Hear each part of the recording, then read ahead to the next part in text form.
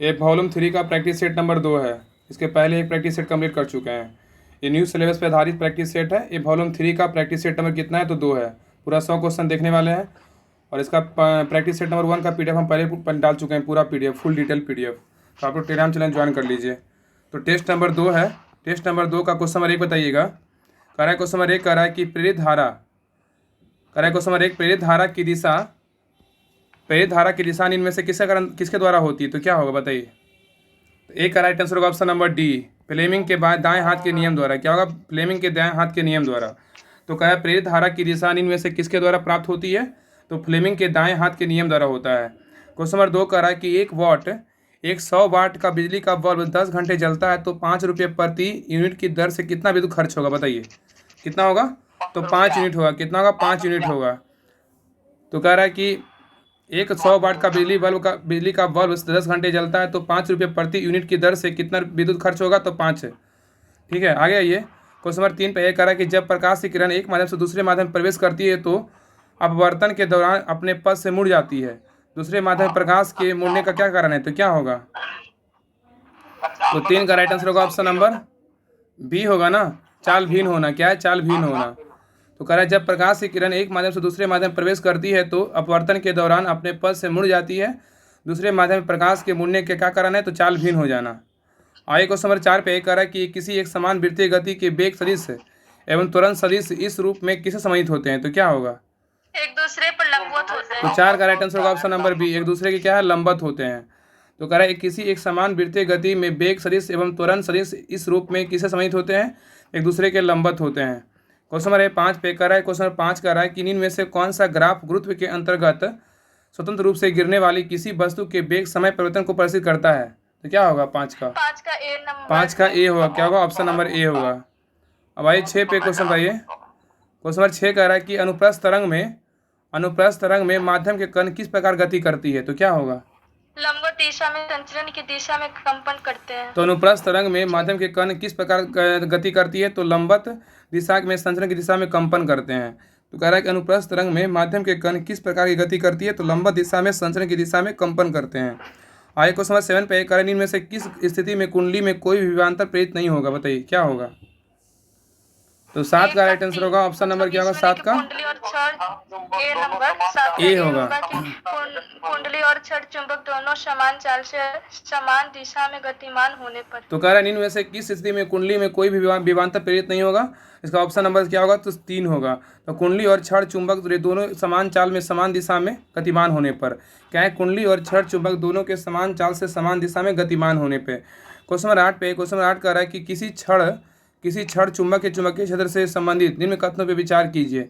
इसमें कौन सा कथन सही है, तो इसका ऑप्शन नंबर सी, दोनों कथन क्या है, सही है। इसमें परिणाम दिशा दोनों होते हैं, इसमें चुंबकीय क्षेत्र रेखाएं बंद वक्र होते हैं। तो कह रहा है किसी छड़ चुंबक के चुंबकीय क्षेत्र से संबंधित निम्न में कथन विचार कीजिए।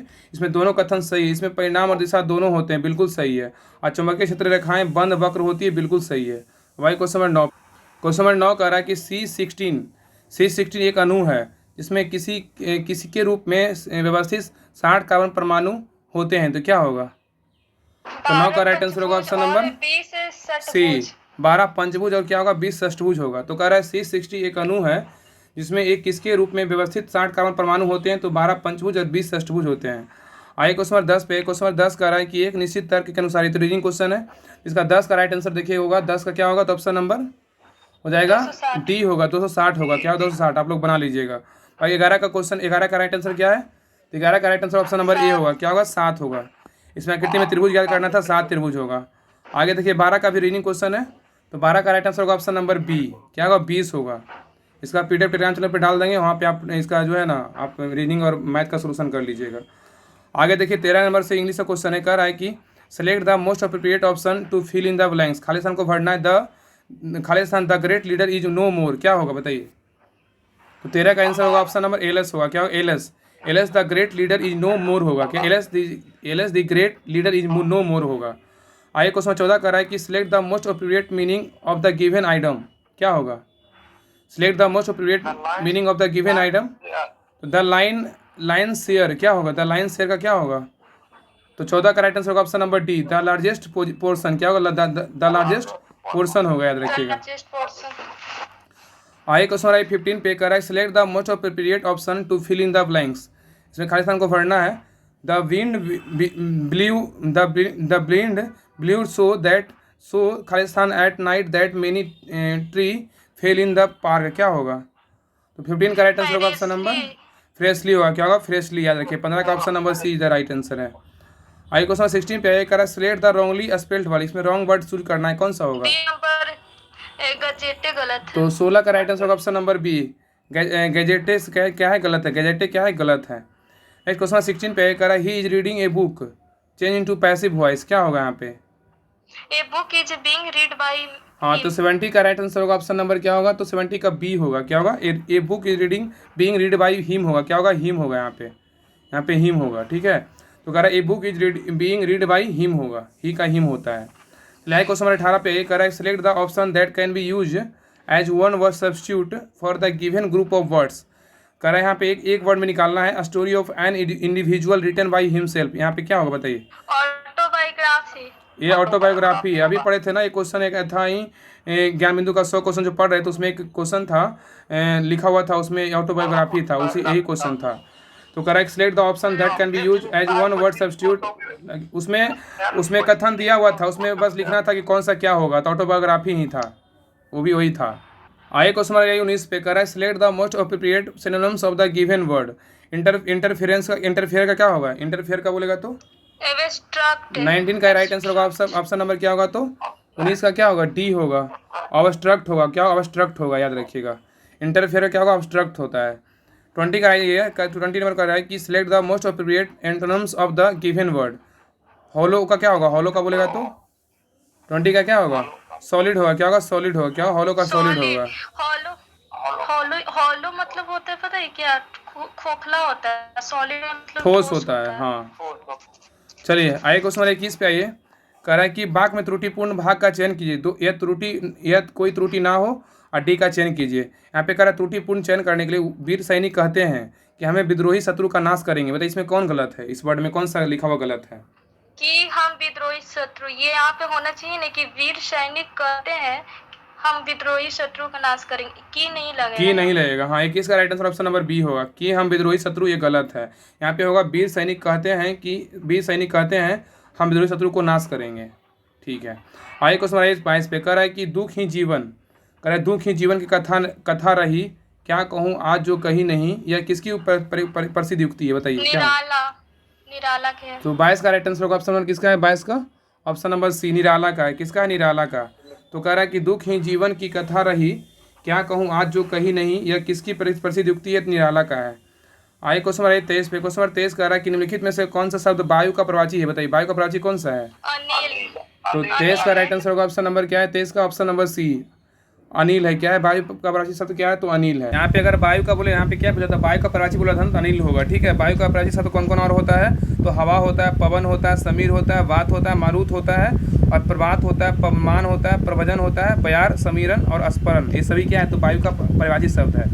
आगे क्वेश्चन नंबर 24 पे क्वेश्चन नंबर 24 का रहा है कि तैरने की इच्छा के लिए इनमें से उपयुक्त शब्द कौन सा है? बताइए क्या होगा?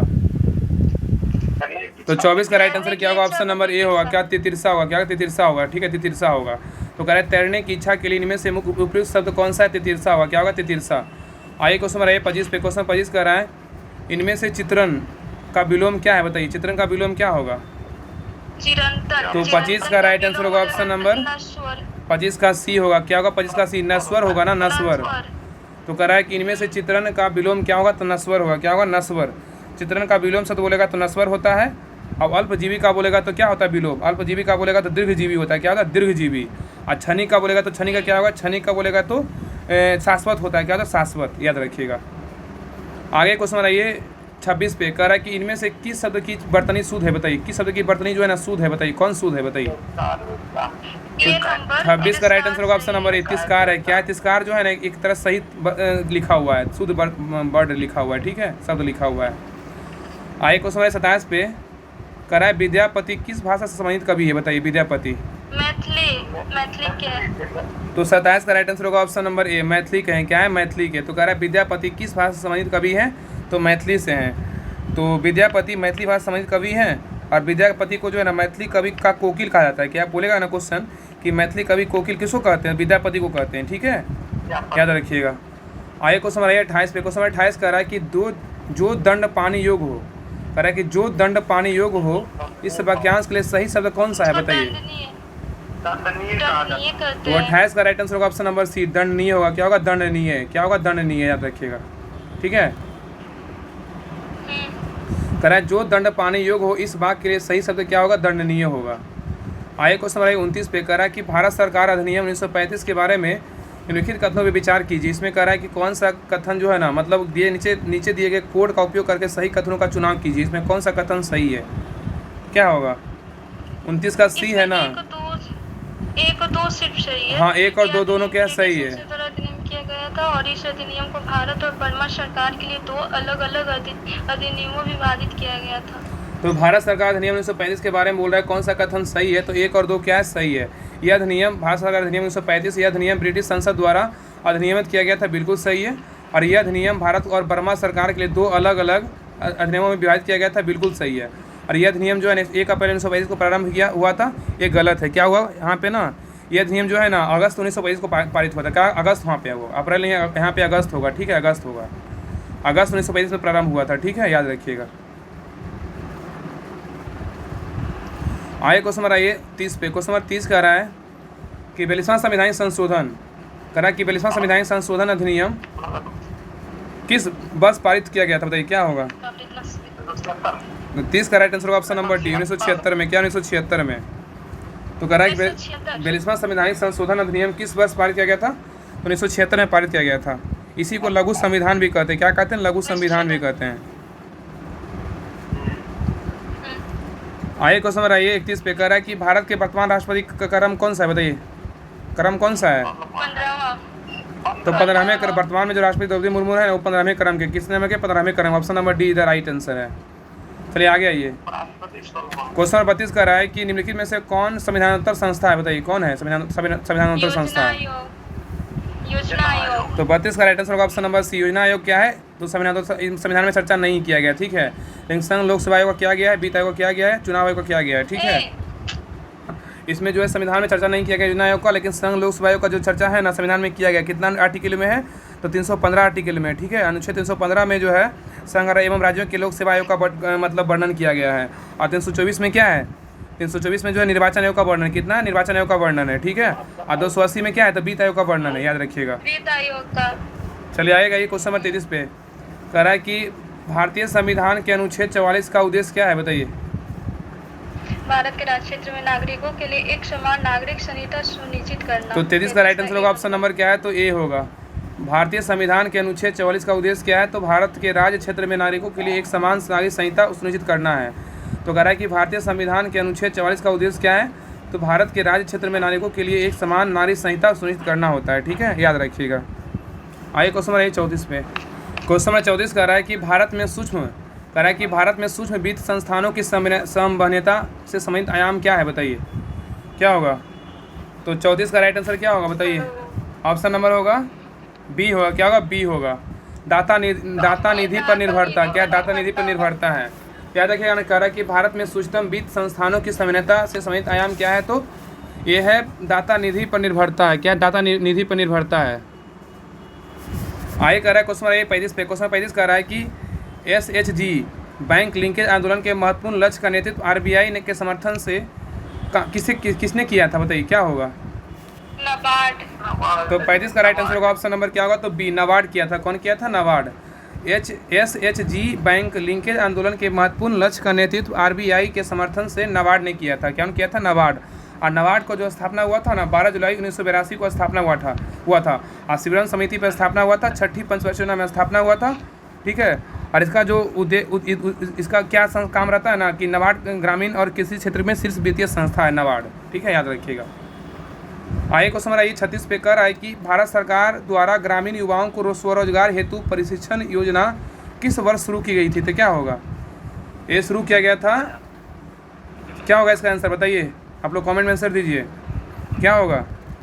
36 का आंसर होगा ऑप्शन नंबर ए होगा 1979। क्या 1979 होगा? ठीक है, तो कह रहा है कि भारत सरकार द्वारा ग्रामीण युवाओं को स्वरोजगार हेतु प्रशिक्षण योजना किस वर्ष शुरू किया गया था? तो 1979 में शुरू किया गया था। कब? 1979 में।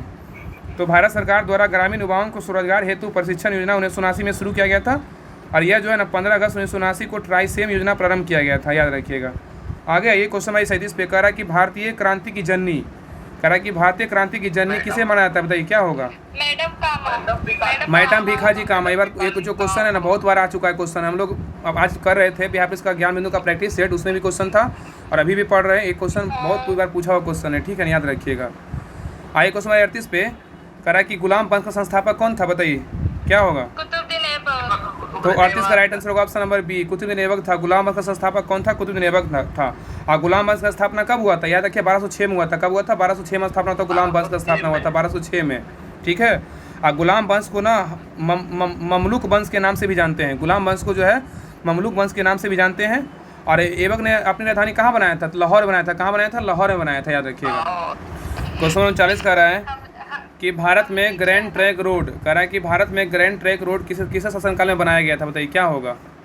तो 39 का राइट आंसर होगा option number C, Sher Shah Suri के काल में बनाया गया था, ठीक है, याद रखिएगा, शेरशाह काल में बनाया गया था। तो grand trunk road, GT road इसको बोलते हैं, का निर्माण शेरशाह ने करवाया था, याद रखिएगा।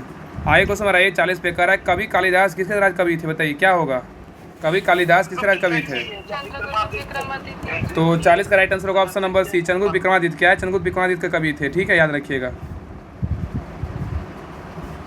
कवि जो है ना, कवि कालिदास किसके राज कवि थे, तो ये चंद्रगुप्त विक्रमादित्य के थे। किसके थे, चंद्रगुप्त विक्रमादित्य के थे। आइए क्वेश्चन नंबर 41 पे कह रहा है कि निम्नलिखित में से किस नेता ने बिहार में 18 संतान के विद्रोह का नेतृत्व किया था, बताइए किसने किया था, बताइए। तो 41 का राइट आंसर होगा ऑप्शन नंबर सी, कुंवर सिंह किए थे। कौन किए थे, कुंवर सिंह किए थे, याद रखिएगा ना। दिल्ली से अगर बोला किसने किया था, दिल्ली से किए थे बहादुर शाह जफर किए थे। दिल्ली से बोलेगा बहादुर शाह जफर, और कानपुर से बोलेगा तो नाना साहेब तात्या टोपे किए थे, और झांसी से बोलेगा तो रानी लक्ष्मीबाई किए थे, और फैजाबाद से किए थे मौलवी अहमदुल्ला किए थे। कौन किए थे, मौलवी अहमदुल्ला। और बरेली से किए थे खान बहादुर खान किए थे, और लखनऊ से किए थे बेगम हजरत महल किए थे, लखनऊ से बेगम हजरत महल किए थे, और बिहार से किए थे कुंवर सिंह किए थे, ठीक है। आइए क्वेश्चन नंबर 42 पे कह रहा है कौन सम्मिलित नहीं है, बताइए इसमें कौन गलत है, बताइए क्या होगा। यहाँ पे क्या गलत है ना, इसका डी गलत है, ठीक है, इसका डी गलत है, ठीक है। अर्जेंटाइड का जो सूत्र होता है ना, इसका सूत्र होता है AG2S होता है। क्या होता है, ये गलत है, AG2S होगा, AG2S होगा, ठीक है, AG2S होगा, याद रखिएगा। हाँ, अर्जेंटाइड का सूत्र क्या होता है, AG2S होता है। और चेल्को पायलट का सूत्र क्या होता है, CuFeS2 होता है। और मैग्नेटाइड का सूत्र बोलेगा तो Fe3O4 होगा। और स्मिथ सोनोसाइड का बोलेगा तो ZnCO3 होगा। तो सारा कथन क्या है, तो सही है, लेकिन अर्जेंटाइड का बोलेगा तो AG2S होगा। आगे ये क्वेश्चन में रहिए 43 पे कह रहा है कि पीएच पेपर पर तले नमूने की एक बूंद डाली गई। पीएच पेपर पर तरल नमूने की एक बूंद डाली गई, यह देखा गया कि पीएच पेपर का रंग नीला हो जाता है। तरल नमूना निम्न में से कौन सा है, बताइए। तो 43 का राइट आंसर होगा ऑप्शन नंबर सी होगा, सोडियम बाइकार्बोनेट घोल होगा ना, सोडियम बाइकार्बोनेट घोल होगा। तो कह रहा है पीएच पेपर पर तरल नमूने की एक बूंद डाली गई, यह देखा गया कि पीएच पेपर का रंग नीला हो जाता है। तरल नमूना निम्न में से कौन सा है, तो सोडियम बाइकार्बोनेट घोल है, याद रखिएगा। आइए क्वेश्चन 44 पे कह रहा है निम्नलिखित में से कौन सा धातु वर्ग विद्युत धनात्मक गुण को बढ़ते क्रम में दर्शाता है, तो क्या होगा, बताइए। 44 का ए नंबर होगा लिथियम, 44 का ये होगा लिथियम, सोडियम, और क्या होगा, पोटेशियम, रुबिडियम, और लिथियम, सोडियम, पोटेशियम, रुबिडियम, और क्या होगा, सीजियम होगा, ठीक है, याद रखिएगा। 44 का ऑप्शन नंबर ए होगा। आगे क्वेश्चन 45 पे कह रहा है कि निम्न में से सत्य कथन का चयन करें। इसमें सत्य कथन कौन सा है, बताइए। सभी कथन सत्य है, क्या है कि सभी कथन क्या है, सही है। उपधातुएं जो है ना, उपधातुएं और चालक की भांति व्यवहार करती है, बिल्कुल सही है। स्टील एक मिश्र धातु है, बिल्कुल सही है। और धातुएं इलेक्ट्रॉनिक चालक होती है, बिल्कुल सही है, ठीक है। तो सभी कथन क्या है, तो सही है। आइए क्वेश्चन नंबर 46 पे क्वेश्चन 46 कह रहा है कि व्यंजक चूर्ण CaOCl2 किस प्रकार का लवण है, बताइए क्या होगा। मिश्रित तो लवण। 46 का राइट आंसर होगा ऑप्शन नंबर सी, मिश्रित लवण है। क्या है, मिश्रित लवण है। तो कह रहा है कि व्यंजक चूर्ण इसका सूत्र क्या होता है, CaOCl2 होता है। व्यंजक चूर्ण का सूत्र क्या होता है, CaOCl2 होता है। किस प्रकार का लवण है, तो मिश्रित लवण है। आइए क्वेश्चन 47 पे कह रहा है नीचे दिए गए कथनों का विचार करिए और सही उत्तर का चयन कीजिए। इसमें कथन दिया हुआ है, बताइए कि इसमें कौन सा कथन सही है, बताइए। दोनों सही। 47 का जो होगा ना, इसमें क्या है, तो इसका जो आंसर होगा, देखिए इसका आंसर क्या है, इसका आंसर होगा ऑप्शन नंबर 47 का क्या होगा, सी होगा। इसमें क्या है, दोनों कथन क्या है, तो सत्य है। दोनों कथन क्या सत्य, देखिए पहला कथन क्या है, कह रहा है ना कि डोबेराइनर ने प्लेटिनम पर उत्प्रेरक के रूप में पहला परीक्षण और तत्वों के समान जिक्र की खोज की, इसमें तत्वों की आवर्त सारणी का विकास हुआ। ये बिल्कुल सही है। आगे सेकेंड कथन कर रहा है कि J.W. डोबेनायर कह रहा है कि J.W. डोबेनायर रेजिना विश्वविद्यालय में रसायन विज्ञान और फार्मेसी के प्रोफेसर थे। बिल्कुल सही है। दोनों कथन क्या है तो सही है। आगे देखिए, कारक निम्नलिखित में सम्मिलित कीजिए। इसमें कौन सा कारक मिलाना कर रहा है? तो नींबू का क्या होगा? नींबू का जो अम्ल क्या होगा? नींबू में अम्ल कौन सा अम्ल होता है बताइए? नींबू में साइट्रिक अम्ल, नींबू में साइट्रिक अम्ल। नींबू में कौन सा साइट्रिक अम्ल होता है? नींबू बोलेगा तो साइट्रिक अम्ल होता है। क्या होता है? साइट्रिक अम्ल होता है। अब बिच्छू बूटी के चुभने वाले रोए में क्या होता है? इसमें मेथनोइक अम्ल होता है। क्या? मेथनोइक अम्ल होता है। और टमाटर में बोलेगा तो कौन सा औद्योगिक अम्ल होता है? टमाटर में औद्योगिक अम्ल है। तो नींबू में साइट्रिक अम्ल, बिच्छू बूटी के चुभने वाले रोए में मेथनोइक अम्ल, और टमाटर में बोलेगा तो औद्योगिक अम्ल होता है। सेब में कौन सा अम्ल होता है? सेब में बोलेगा तो मैलिक अम्ल। सेब में मैलिक अम्ल होता है। सिरका में को बोलेगा तो एस्टिक अम्ल होता है सिरका में। एसिटिक अम्ल। और इमली में बोलेगा तो टाटरिक अम्ल होता है। इमली में टाटरिक अम्ल। हाँ। क्वेश्चन 49 पे ये कह रहा है कि प्लास्टर ऑफ पेरिस का रासायनिक नाम क्या है? बताइए, प्लास्टर ऑफ पेरिस का रासायनिक नाम। Calcium sulphate hemihydrate. तो इसका right answer option number C है, कैल्शियम सल्फेट हेमीहाइड्रेट है। तो प्लास्टर ऑफ पेरिस का रासायनिक नाम क्या है? कैल्शियम सल्फेट हेमीहाइड्रेट है। और प्लास्टर ऑफ पेरिस का सूत्र क्या होता है? CaSO4 हाफ H2O होता है। हाँ। जिप्सम का बोलेगा तो क्या होता है? CaSO4 2H2O। हाँ। चलिए क्वेश्चन नंबर 50 पे। क्वेश्चन 50 कह रहा है कि निम्नलिखित में से कौन सा अंग अप्रयुक्त क्षतिग्रस्त विमानों को हटाने में सक्षम है? तो क्या होगा? 50 का आंसर सी होगा। क्या होगा? तिल्ली। क्या है? तिल्ली। आगे देखिए मैथ का क्वेश्चन है। मैथ का क्वेश्चन टिक कर दे रहे हैं। बाकी इसका पीडीएफ टेलीग्राम पे हम डाल दिए हैं, कुछ देर पहले ही डाले हैं। सभी लोग वहाँ पे टेलीग्राम ज्वाइन कर लीजिए, आपको पीडीएफ मिल जाएगा। और सारा जितना भी पीडीएफ डालते हैं ना यहाँ पे इसके रिलेटेड सब सारा पीडीएफ आपको मिल जाएगा। तो 50 51 का जो राइट आंसर होगा ऑप्शन नंबर क्या होगा? 51 का ए होगा। क्या होगा? 51 का ए। अब 52 का बात करें, 52 का आंसर क्या होगा? 52 का आंसर ए होगा। 52 का ए होगा। 53 का बात करें, 53 का आंसर होगा 53 का सी होगा। 53 का सी होगा। ठीक है, 53 का सी होगा। 54 का बात करें, 54 का राइट आंसर होगा ऑप्शन नंबर ए। 54 का ए होगा। ठीक है, 54 का ए। 55 का बोले तो 55 का आंसर होगा ऑप्शन नंबर ए होगा। 55 का ए होगा। ठीक है। अब वही 56 पे क्वेश्चन नंबर 56 का बात करें तो क्वेश्चन नंबर 56 का क्या होगा? बी होगा। क्वेश्चन नंबर 56 का तो बी होगा।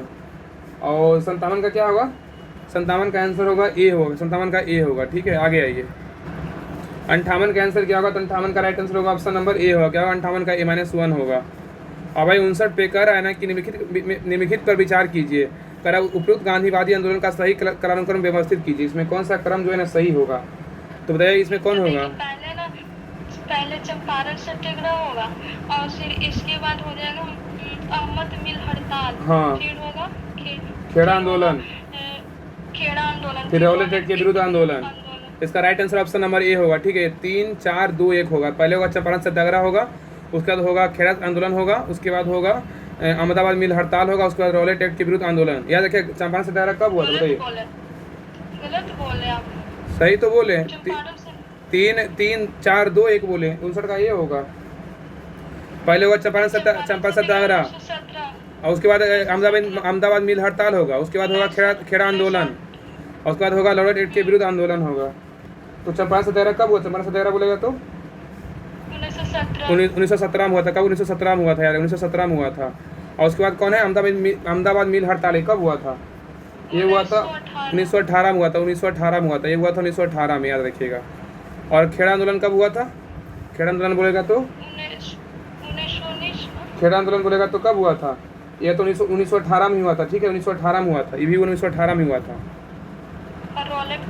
खेड़ा आंदोलन जो हुआ था ना 1918 में गुजरात के खेड़ा जिले में हुआ था। ठीक है। और रॉलेट एक्ट बोलेगा तो 1919 में हुआ था। कब हुआ था? 1919 में हुआ था। याद रखिए 1919 में हुआ था। आगे क्वेश्चन बनाइए 60 पे। कह रहा है कि भारतीय राष्ट्रीय कांग्रेस का अध्यक्ष निर्वाचित होने वाला प्रथम यूरोपीय कौन था? तो 60 का राइट आंसर होगा option number B, George Yule था। कौन था? George Yule. तो भारतीय राष्ट्रीय कांग्रेस का अध्यक्ष निर्वाचित होने वाला प्रथम यूरोपियन कौन था? जॉर्ज यूले था। ठीक है। और ये जो था ना, ये कांग्रेस की 1888 में इलाहाबाद अधिवेशन की अध्यक्षता किया था। जॉर्ज यूले जो थे ना 1888 में इलाहाबाद अधिवेशन की अध्यक्षता किए थे। आगे क्वेश्चन 61 पे कह रहा है कि मंदारिन भारत के किस पड़ोसी देश की आंतरिक भाषा है? तो क्या होगा? 61 का होगा डी, चीन का है। किसका है? चीन का है। आगे कह रहा है डैश ग्रेमी जीतने वाली पहली भारतीय महिला कौन है? तो 62 का होगा सी होगा, तन्वी शाह ग्रेमी जीतने वाली पहली भारतीय महिला है। आगे क्वेश्चन 63 कह रहा है कि बिहार में अंतिम बार राष्ट्रीय शासन कब लगाया गया था? ये लगाया गया था ऑप्शन नंबर बी 7 मार्च 2005 को लाया गया था। तो बिहार में अंतिम बार राष्ट्रीय शासन 7 मार्च 2005 को लाया गया था। उस समय जो ना बिहार के राज्यपाल कौन थे? सरदार बूटा सिंह थे। कौन थे? सरदार बूटा सिंह। और 29 जून 1968 को बिहार में पहली बार राष्ट्रीय शासन, क्वेश्चन पूछेगा ना कि बिहार में पहली बार राष्ट्रीय शासन कब लगाया गया था? 29 जून 1968 को। ठीक है, 29 जून 1968 को। ये क्वेश्चन जो है ना बिहार से पूछा हुआ क्वेश्चन है 64 पोस्ट वाले में। ठीक है, याद रखिएगा। तो पहली बार 29 जून 1968 को लगाया गया था। और उसमें जो पहली बार लगाया गया था उसमें बिहार के राज्यपाल कौन थे? नित्यानंद कानूनगो थे। ठीक है, और बिहार में अब तक जो है राष्ट्रीय शासन कुल कितने बार लगा है? तो 8 बार लागू किया गया। कितने बार? 8 बार, याद रखिएगा। ठीक है, आगे एक क्वेश्चन 64 पे कर रहा है, स्वतंत्र भारत के पहले मंत्रिमंडल 1947 के श्रम मंत्री कौन थे? बताइए। श्रम अगर जग में आए तो श्रम करना पड़ेगा। जगजीवन राम। क्या होगा? Jagjivan Ram. Option number B, जग में आए तो श्रम करना पड़ेगा। ठीक है, श्रम मंत्री 1947 में जगजीवन राम थे। देखिए कुछ इंपॉर्टेंट देख लीजिए। अगर बोलेगा ना कि खाद्य में, उसमें कृषि मंत्री कौन थे? खाद्य में कृषि मंत्री तो कौन थे? डॉक्टर राजेंद्र प्रसाद थे। ठीक है, शिक्षा मंत्री बोलेगा तो डॉक्टर अबुल कलाम आजाद थे। और रेलवे में परिवहन बोलेगा तो जॉन मथाई थे। ठीक है, और वित्त मंत्री कौन थे? आर के शनमुखम सेठी थे। अब विधि मंत्री बोलेगा तो डॉक्टर भीमराव अम्बेडकर थे। और रक्षा मंत्री बोलेगा तो सरदार बलदेव सिंह थे। ये सब पॉइंट याद रखिएगा। आइए क्वेश्चन आइए 65 पे कह रहा है, गुट निरपेक्ष आंदोलन का पहला शिखर सम्मेलन कब और कहाँ आयोजित किया गया? तो क्या होगा? तो 65 का आंसर ऑप्शन नंबर सी होगा। क्या होगा? बेलग्रेड 1961 में। आइए क्वेश्चन 66 पे कह रहा है कि संविधान सभा की पहली बैठक आयोजित किया गया था। कहाँ किया गया? कब किया गया था? 9 दिसंबर 1946 को। तो ये किया गया था option number B. Option number C होगा ना, 9 दिसंबर 1946 को किया गया था। तो कह रहा है संविधान सभा की पहली बैठक कब हुआ था? तो 9 दिसंबर 1946 को किया गया था। और उसमें इसमें जो है ना 211 सदस्य भाग लिया था। अंतिम कब बैठक हुआ था? अंतिम बैठक संविधान सभा की अंतिम बैठक 24 जनवरी 1950। 24 जनवरी 1950। हाँ सही है। आइए क्वेश्चन 67 पे करा है, द्वितीय क्षेत्र में कौन सेवाएं सम्मिलित है? बताइए कौन होगा? ये विनिर्माण। 67 का होगा ऑप्शन नंबर सी, विनिर्माण होगा। तो कह रहा है द्वितीय क्षेत्र में कौन सी सेवाएं सम्मिलित है? विनिर्माण। आय का राजकोषीय घाटा होता है। क्या होता है राजकोषीय घाटा? 68 का राइट आंसर होगा ऑप्शन नंबर बी, प्राथमिक घाटा प्लस ब्याज भुगतान होगा। ब्याज भुगतान। उत्पादन का अर्थ क्या है? उत्पादन का अर्थ बोलेगा तो 69 का बी होगा। क्या होगा? 69 का बी, उपयोगिता का सृजन। उत्पादन का अर्थ क्या होता है? उपयोगिता का सृजन। आय का गुल्लक बच्चा बैंक कहाँ है? पटना में। कहाँ है? 70 का ऑप्शन नंबर बी। एक क्वेश्चन जो है ना, एक क्वेश्चन पूछा हुआ क्वेश्चन पता है कहाँ पूछा है क्वेश्चन? एक क्वेश्चन आया था शायद एसआई में, कहाँ क्वेश्चन आया था? गुल्लक बच्चा कहाँ है? तो बीपीएससी में, शायद बीपीएससी में क्वेश्चन पूछा हुआ था। गुल्लक बच्चा बैंक कहाँ है? तो पटना में। हाँ बीपीएससी में क्वेश्चन पूछा हुआ है। 67 ये शायद ना 68वीं या 67वीं पूछा हुआ क्वेश्चन है। अब भाई क्वेश्चन रहेगा 71 पे कर रहा है, विश्व की सबसे बड़ी मूंगा चट्टान जिसे ग्रेट बैरियर रीफ के नाम से जाना जाता है, भौगोलिक स्थिति क्या है? बताइए। 71 का राइट आंसर ऑप्शन नंबर ए, ऑस्ट्रेलिया। क्या है? ऑस्ट्रेलिया। तो विश्व की सबसे बड़ी मूंगा चट्टान जिसे ग्रेट बैरियर रीफ के नाम से जानते हैं कहाँ स्थित है? ऑस्ट्रेलिया में स्थित है, याद रखिएगा। और ग्रेट बैरियर रीफ जो है ऑस्ट्रेलिया के उत्तर पूर्वी तट के समांतर अवस्थित है, याद रखिए। आइए क्वेश्चन आइए 72 पे। क्वेश्चन 72 का रहा है, एक वयस्क इंसान समान रूप से 24 घंटे में लगभग 1 से कितना लीटर मूत्र विसर्जित करता है? तो क्या होगा? 1 से 1.8 लीटर। तो 72 का right answer option number D हो, 1.8 लीटर। क्या होगा? 1 से कितना लीटर? 1.8 लीटर। नेक्स्ट है, निम्न में से कौन सा हार्मोन युवावस्था में समय लड़कों में दिखाई देने वाली उपस्थिति में बदलाव लाता है? तो क्या होगा?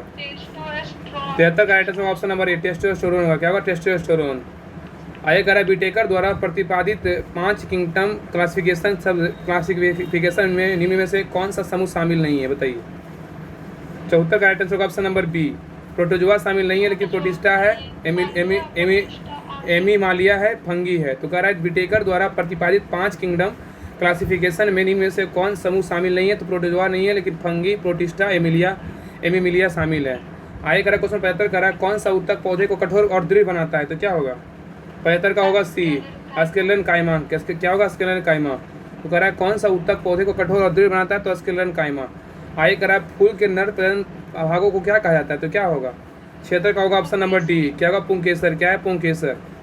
आइए क्वेश्चन आइए 77 पे करा, डीएनए अणु में थायमीन बेस 2 हाइड्रोजन बंधु द्वारा निम्न में से बेस में किससे जुड़ा होता है? तो 77 का राइट आंसर क्या होगा? ऑप्शन नंबर ए होगा। क्या होगा? एडेनिन होगा। क्या होगा? एडेनिन होगा। क्या होगा? एडेनिन। तो कह रहा है कि डीएनए अणु में थायमीन बेस 2 हाइड्रोजन बंधुओं द्वारा निम्न में से बेस में किससे जुड़ा होता है? एडेनिन से। आइए क्वेश्चन 78 पे कह रहा है, मानव परिसंचरण तंत्र में सभी सिराएं रक्त को हृदय की ओर ले जाती है, फुफ्फुसीय सिरा और अन्य सिराएं में क्या अंतर है? तो 78 का राइट आंसर होगा ऑप्शन नंबर क्या होगा? सी होगा। फुफ्फुसीय सिरा ऑक्सीजन युक्त रक्त ले जाती है। तो कह रहा है मानव परिसंचरण तंत्र में सभी सिराएं रक्त को हृदय की ओर ले जाती है। फुफ्फुसी सिरा और अन्य सिराओं में क्या अंतर है? तो फुफ्फुसी सिराएं ऑक्सीजन युक्त रक्त ले जाती है। ठीक है, याद रखिएगा। आगे क्वेश्चन 79 पे, क्वेश्चन 79 कह रहा है कि एम्ब्लिका ऑफिसिनलेसिस जिसका भारतीय स्थानीय नाम क्या है, का उपयोग च्यवनप्राश के निर्माण में किया जाता है? तो क्या होगा? 79 का ए होगा क्या? आंवला। क्या है? आंवला। एम्ब्लिका ऑफिसिनलेसिस इसका भारतीय स्थानीय नाम क्या है जिसका उपयोग च्यवनप्राश के निर्माण में किया जाता है? आंवला का। नेक्स्ट कह रहा है कि यहाँ पे कह रहा है कि माध्यमों में 1, 2, 3 के अपवर्तनांक क्रमशः 1.31, 1.38, 1.44 है। यदि माध्यमों में प्रकाश की चाल क्रमशः V1, V2, V3 हो तो उनके बीच इनमें से कौन सा संबंध नहीं है? बताइए। तो 80 का राइट आंसर होगा ऑप्शन नंबर डी। क्या होगा? ऑप्शन नंबर डी होगा। क्या होगा? Option number D, V1, V2, V3। ठीक है, जिधर मुंह खुला रहता है उधर बड़ा होता है वो। आगे देखिए क्वेश्चन नंबर कह रहा है 81। ये देखिए मैथ का क्वेश्चन है, इसको टिक कर दे रहे हैं, आंसर बता दे रहे हैं, बाकी आप लोग बना लीजिएगा। 81 का राइट आंसर ऑप्शन नंबर ए होगा। क्या? 81 का ए होगा। 82 का बोलेगा तो 82 का डी होगा। क्या? 82 का डी होगा। 83 का बोले 83 का right answer option number D होगा। 83 का डी। 83 का बोलेगा तो ऑप्शन नंबर क्या होगा? 84 का। 84 का राइट आंसर क्या है? ऑप्शन नंबर क्या है? तो डी होगा। क्या होगा? डी। और 85 का आंसर बोलेगा 85 का क्या होगा? 85 का आंसर बी होगा। क्या? 85 का बी होगा। 86 का आंसर का बात करें, 86 का आंसर क्या होगा? तो 86 का आंसर होगा ऑप्शन नंबर 86 का होगा बी होगा। क्या होगा? बी होगा। 87 का रीजनिंग देखिए क्वेश्चन है, सिटिंग अरेंजमेंट है, इसको बैठाना है। तो 87 का राइट आंसर होगा ऑप्शन नंबर क्या होगा? सी होगा। 87 का सी होगा। 87 का सी। अब आइए जी के क्वेश्चन है, देखिए पहला 88वां क्वेश्चन कर रहा है कि निम्नलिखित में से कौन सा मिट्टी नदियों द्वारा निर्मित होती है? कौन सी मिट्टी होती है? तो 88 का राइट आंसर होगा ऑप्शन नंबर सी होगा, जलोढ़ मिट्टी होगा। क्या? जलोढ़ मिट्टी। कह निम्नलिखित में से कौन सी मिट्टी नदियों द्वारा निर्मित होती है? जलोढ़ मिट्टी होता है। कौन था? जलोढ़ मिट्टी। जलोढ़ मिट्टी का निर्माण हिमालय तथा प्रायद्वीपीय नदियों से के छोड़े गए गाद के द्वारा होता है। ठीक है, और जलोढ़ मिट्टी जो है ना दो प्रकार का होता है, एक होता है नदीन जलोढ़ मिट्टी जिसको खादर बोलते हैं, एक होता है पुरानी जिसको बांगर बोलते हैं। ठीक है, आइए क्वेश्चन रहिए 89 पे। कह रहा है कि दो सागरों अथवा जलाशयों को जोड़ने वाली संकरित जल पट्टी को क्या कहते हैं? 89 का right answer option number B, जल डमरू मध कहते हैं। क्या कहते हैं? जल डमरू मध कहते हैं। दो सागरों अथवा जलाशय को जोड़ने वाली संकरित जल पट्टी को क्या कहते हैं? जल डमरू मध कहते हैं। चलिए क्वेश्चन आ रही है नेक्स्ट पे। कह रहा है कि इसमें कौन सम्मिलित नहीं है, इसमें मिलाना है। तो अपिको आंदोलन का संबंध किससे था? किनके कौन व्यक्ति से था? तो अपिको आंदोलन का संबंध जो था ना, इनका संबंध जो था इनका था पी हेगड़े। सही है ना? सही है, पी हेगड़े बिल्कुल सही है। अपिको आंदोलन पी हेगड़े। चिपको आंदोलन बोलेगा तो एस.एल. बहुगुणा। एस.एल. बहुगुणा सही है। हाँ, और नर्मदा बचाओ आंदोलन बोलेगा तो मेघा पाटेकर। सही है। और शांति घाटी आंदोलन जो होगा ना, बाबा आमटे नहीं होगा। क्या होगा? तो सुगाथा कुमारी होगा। क्या होगा? सुगाथा कुमारी, याद रखिएगा। सुगाथा कुमारी होगा इनका संबंध। सुगाथा कुमारी से है। तो अपिको आंदोलन बोलेगा पी हेगड़े, चिपको आंदोलन एस.एल. बहुगुणा, सुंदरलाल बहुगुणा, नर्मदा बचाओ आंदोलन मेघा पाटेकर, शांति घाटी आंदोलन सुधा कुमारी। ठीक है, याद रखिएगा, सुगाथा कुमारी। आगे क्वेश्चन आइए 91 पे। कह रहा है कि जब भारत की जलवायु का वर्णन करने के लिए प्रयुक्त शब्द को क्या है? बताइए। 91 का right answer option number B, उष्णकटिबंधीय मानसून है। नेक्स्ट कह रहा है महाबोधि मंदिर कहाँ स्थित है? बताइए। महाबोधि मंदिर बोलेगा तो बोध गया में। कहाँ है महाबोधि मंदिर? कहाँ है? तो बोध गया में है।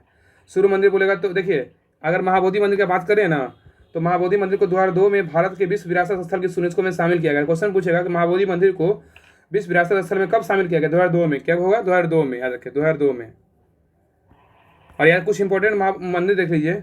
सूर्य मंदिर बोलेगा तो उड़ीसा, कोणार्क उड़ीसा में है। हम्पी मंदिर बोलेगा तो कर्नाटक में है। खजुराहो मंदिर बोलेगा तो मध्य प्रदेश में है। एलिफेंटा बोलेगा तो महाराष्ट्र में है। महाबलीपुरम बोलेगा तमिलनाडु में है। भीमबेटका सांची स्तूप बोलेगा मध्य प्रदेश में है। होयसलम पटाकाला के स्मारक कर्नाटक में है। रामापा मंदिर कहाँ है? तेलंगाना में है। शांति निकेतन कहाँ है? पश्चिम बंगाल में। इसको अभी शामिल किया गया है वर्ल्ड हेरिटेज में। आइए क्वेश्चन में रहिए 93 पे। 1921 में किसने विश्व भारती नामक प्रसिद्ध शैक्षणिक संस्थान की स्थापना किया? तो 93 का राइट आंसर ऑप्शन नंबर ए, रविन्द्रनाथ टैगोर। क्या? रविन्द्रनाथ टैगोर। ठीक है। क्वेश्चन नंबर 94 पे कह रहा है कि यहाँ पे क्या था क्वेश्चन 93 में? 1921 में किसने विश्व भारती प्रसिद्ध शैक्षणिक संस्थान की स्थापना की? रविन्द्रनाथ टैगोर किए थे। ठीक है। आगे क्वेश्चन 94 कर रहा है भारत भारती के लेखक कौन है? बताइए। भारत भारती के लेखक कौन है? तो 94 का राइट आंसर का ऑप्शन नंबर क्या है? 94 का ऑप्शन नंबर ए होगा, मैथिली शरण गुप्त है। मैथिली शरण गुप्त है। आगे आइए क्वेश्चन नंबर कह रहा है 95, गोल्डन रॉक पैगोडा किस देश में स्थित है? गोल्डन रॉक पैगोडा तो पहले का right answer option number B, Myanmar में स्थित है। क्या है? म्यांमार में। I-96 कह रहा है कि वर्ष 2024 के लिए अंतर्राष्ट्रीय चीनी संगठन ISO ने अपना अध्यक्ष किस देश को घोषित किया है? तो क्या होगा? तो 96 का right answer option number D. क्या है? भारत। भारत। वर्ष 2024 के लिए अंतर्राष्ट्रीय चीनी संगठन ISO ने अपना जो है ना अध्यक्ष किस देश को घोषित किया? भारत को। आगे कह रहा है वित्तीय वर्ष 24 के दौरान भारत में जीवाश्म ईंधन क्षमता कितनी बढ़ी है? Option number B 2.44%। आगे 14वीं राष्ट्रीय मतदाता दिवस कब मनाया गया? कब मनाते हैं? 25 जनवरी को मनाते हैं। कब मनाते हैं? 25 जनवरी को। ऑप्शन नंबर बी है। आगे बताइएगा। नेक्स्ट है 99 नंबर क्वेश्चन कर रहा है कि हाल ही में 30 अप्रैल 2024 को दिनेश कुमार त्रिपाठी भारत के कैबिनेट नौसेना प्रमुख नियुक्त किए गए हैं। क्या होगा? 99 का right answer option number A 26वां है। क्या है? 26वां।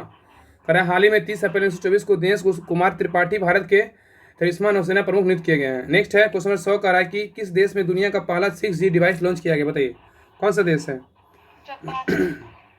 क्या है? जापान है। क्या है? जापान। तो जापान देश में दुनिया का पहला 6G डिवाइस लॉन्च किया गया है। याद रखिएगा। और याद रखें 31 जुलाई 1995 को पहली बार भारत में मोबाइल सेवा शुरू किया गया था। क्वेश्चन पूछा भारत में पहली बार मोबाइल सेवा शुरू कब किया गया था? 31 जुलाई 1995 को। और साल 2008 से 3G और 2012 से 4G की शुरुआत की गई थी। ठीक है। और 1 अक्टूबर 2022 से 5G का भारत में प्रधानमंत्री नरेंद्र मोदी के द्वारा शुरू किया गया था। तो 3G बोलेगा 2008 से और 4G बोलेगा 2012 से और 5G बोलेगा 2022 से। ठीक है। और भारत में पहली बार मोबाइल सेवा शुरू कब किया गया था? तो 31 जुलाई 1995 को शुरू किया गया था। तो ये सेट नंबर था 2। न्यू प्रैक्टिस सेट था। प्रैक्टिस सेट नंबर 2 था। वॉल्यूम नंबर 3 का था प्लेटफॉर्म का। आगे practice set number next class में देखेंगे। प्रैक्टिस सेट नंबर 3 देखेंगे। बाकी इस क्लास को हर जगह शेयर कीजिए, लाइक कीजिए। और इसका PDF जो है हम टेलीग्राम चैनल पर डाल दिए हैं, तो आप लोग ज्वाइन कर लीजिएगा टेलीग्राम चैनल, वहाँ पे आपको मिल जाएगा PDF। तो नेक्स्ट क्लास देखेंगे प्रैक्टिस सेट नंबर 3 अगले क्लास में।